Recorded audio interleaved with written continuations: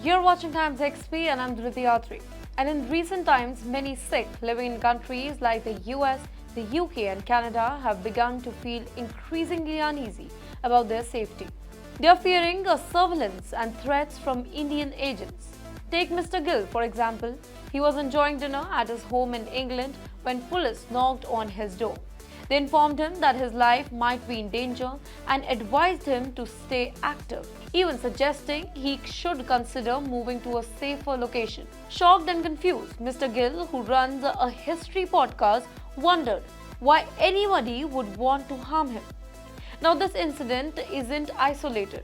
Since 2023, reports have surfaced that at least 24 Sikhs in the UK, US and Canada have received similar warnings from the authorities about potential threats.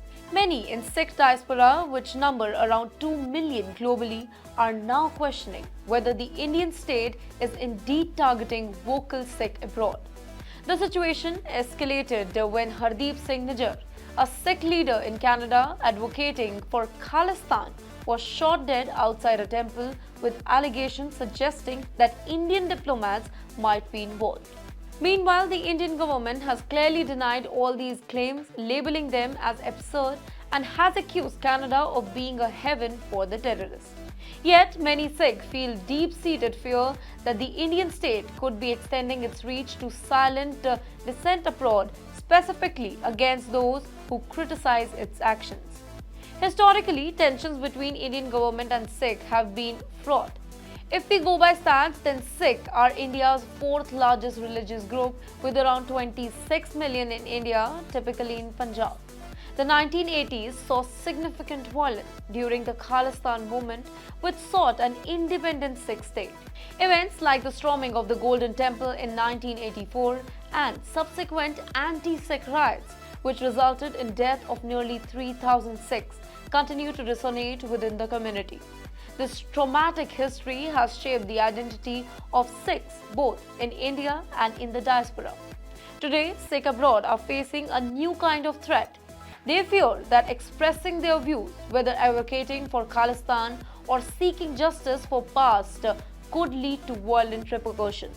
But here we need to note that India is not against the Sikhs that are living abroad.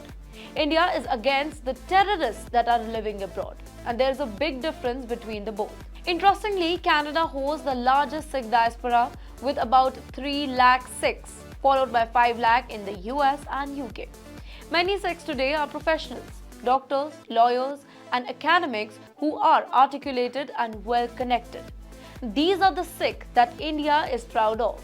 This community's growing political engagement reflects a desire for justice, particularly regarding historical grievances that remain unaddressed.